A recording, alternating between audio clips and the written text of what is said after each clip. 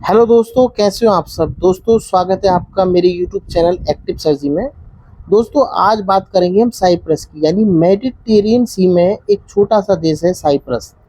और यहाँ पर श्री नरेंद्र मोदी जी हमारे जो प्रधानमंत्री हैं, इन्होंने 15 और 16 जून को साइप्रस की 2 दिवसीय औपचारिक यात्रा की है। तो इस यात्रा का क्या महत्व है और भारत के लिए ये यात्रा कैसे महत्वपूर्ण है और अचानक से ये यात्रा क्यों की गई है, सारी इस वीडियो में हम चर्चा करेंगे।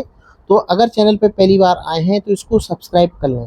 दोस्तों अगर हम थोड़ा सा बैकग्राउंड में अगर जाएं इसके, तो ये जो यात्रा है इसलिए ज़्यादा महत्वपूर्ण हो जाती है क्योंकि अभी कुछ समय पहले पहलगाम जब अटैक हुआ था, और पहलगाम अटैक में हमारे कुछ भारतीयों को मारा गया, और उसके बाद में जब भारत ने रिटेलिएट किया पाकिस्तान पर, तो कहीं ना कहीं टर्की ने उसको पूरा सपोर्ट किया। टर्की ने पाकिस्तान का सपोर्ट किया, यहाँ तक कि जो लॉजिस्टिक सपोर्ट थी, जैसे कि कुछ ड्रोन्स वगैरह भी पाकिस्तान को प्रोवाइड कराए गए। तो कहीं ना कहीं इस तरीके से देखने में आया कि टर्की जो है बिल्कुल हमारे विपक्ष में खड़ा है। तो और टर्की को टक्कर देने के लिए हमें कोई एक ऐसा दोस्त चाहिए जो कि हमें लॉजिस्टिक के साथ साथ में अपनी ज़मीन भी प्रोवाइड कराए इन फ्यूचर अगर कुछ होता है। तो ये जो यात्रा है साइप्रस की बहुत महत्वपूर्ण हो जाती है, क्योंकि साइप्रस जो मेडिटेरेनियन में बहुत छोटा देश है, लेकिन इसकी जो सीमा है टर्की से भी लगती है, और टर्की कहीं ना कहीं इसको दबाव बना के रखता है और पूरा इसका दर्जा भी नहीं देता है। तो इस लिए ये बहुत महत्वपूर्ण एक यात्रा हो जाती है। तो इस यात्रा में दोस्तों हम फुल डिटेल में जानेंगे कि क्या क्या हमारे इसको फ़ायदा होने वाले हैं। तो चलिए एक एक पॉइंट करके हम आगे बढ़ते हैं।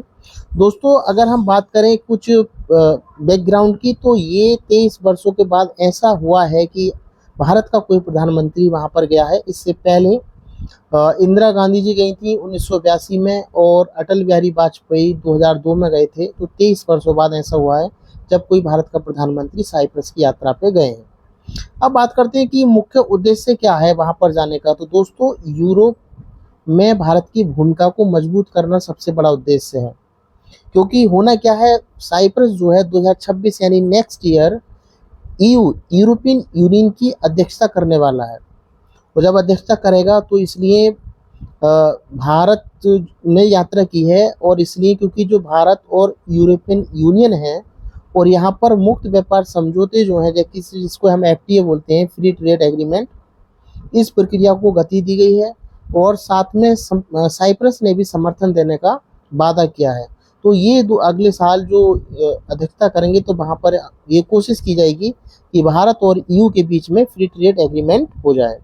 दूसरी बात अगर हम बात करें तो दोस्तों India middle east Europe corridor, जिसको हम आईमैक बोलते हैं, और ये जो है भारत से यूरोप तक पहुंच के लिए बहुत ज़रूरी एक रास्ता है, कॉरिडोर है, जो कि समुद्री और रेल मार्ग से भारत को मिडिल ईस्ट और यूरोप से जोड़ने वाले इस कॉरिडोर में साइप्रस की भूमिका बहुत अहम रहने वाली है। साइप्रस के माध्यम से लॉजिस्टिक सुविधा मिलेगी और क्षेत्रीय शांति व समृद्धि को बल मिलेगा।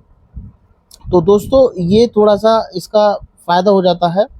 अब आगे हम बात करते हैं कुछ दूसरे पॉइंट की। तो रक्षा, साइबर व समुद्री सुरक्षा में सहयोग, साइप्रस के साथ रक्षा उद्योग पर चर्चा होगी, यानी कुछ हथियार हम साइप्रस को प्रोवाइड कराएंगे, क्योंकि टर्की के लिए, जैसे टर्की इसको डराता रहता है, तो टर्की जब हथियार पहुंच जाएंगे तो इतना आसान नहीं होगा फिर साइप्रस को इसको डराना। दूसरा, साइबर और समुद्री सुरक्षा पर बातचीत तेज होगी, और सुरक्षा साझा प्रणाली, नौसेना और सर्च एंड रेस्क्यू ट्रेनिंग भी यहाँ पर साथ साथ की जाएंगी। तो इस तरीके से रक्षा और साइबर समुद्री सुरक्षा में सहयोग मिलेगा। अगली बात करें तो दोस्तों भू राजनीतिक संदेश जो दिया गया है, स्पेशली तुर्की और पाकिस्तान को दिया गया है कि भैया तुर्की, अगर तुम पाकिस्तान को सपोर्ट करोगे तो कहीं ना कहीं हम जो है तुम्हारे दुश्मन को सपोर्ट करेंगे। यानी ये यात्रा तुर्की और पाकिस्तान को गहरा जुड़ाव के विपरीत की गई है, और साइप्रस और भारत की मजबूती को दिखाने को की गई है। विशेष रूप से ऑपरेशन सिंदूर जैसे हुआ है, तो ये गठबंधन यहाँ पर दिखाया गया है। तो दोस्तों अगर बात करें तो ये बहुत महत्वपूर्ण यात्रा है। अब बात करते हैं कि हमें इस यात्रा से हासिल क्या हुआ। तो अगर हम कूटनीतिक तरीके से हम देखें, तो साइप्रस का समर्थन अगर बना रहा तो भारत EU यानी यूरोपियन यूनियन के साथ फ्री ट्रेड एग्रीमेंट भी कर लेगा, और यूएनएससी के जो स्थायी सदस्य के लिए बहुत समय से मांग कर रहा है, तो ये हमारा एक वोट बढ़ जाएगा। आर्थिक तौर पे अगर देखें तो FTA यानी इसमें एग्रीमेंट हो जाता है, तो ये हमारे आर्थिक रूप से बहुत महत्वपूर्ण रहेगा। राजनीतिक रूप से सामरिक सुरक्षा, साइबर और समुद्री सहयोग से इससे साझेदारी से बढ़ेगी, और जो वहाँ का डायस्पोरा है उस कंट्री में, तो उसके साथ जुड़ाव मिलेगा। तो दोस्तों इस तरीके से देखा जाए तो साइप्रस की यात्रा बहुत महत्वपूर्ण है, क्योंकि हमें कहीं ना कहीं टर्की को काउंटर करना है, तो इसलिए बहुत ज़रूरी यात्रा है। तो इस यात्रा को लेकर के फ्यूचर में यानी बहुत सारे महत्वपूर्ण हमें फ़ायदे होंगे। तो ये वीडियो कैसी लगी दोस्तों?